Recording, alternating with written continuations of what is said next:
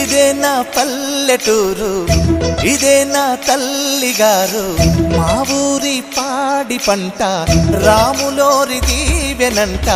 తల్లి గోదావరి నీళ్ళు కడిగ సీతమ్మ పాదాలు. ఊరంతా హాయ్ హాయ్ హాయ్, మనసంతా హాయ్ హాయ్ హాయ్. ఇదే నా పల్లెటూరు, ఇదే నా తల్లిగారు. మా ఊరి పాడి పంట రాములోరి దీవెనంట.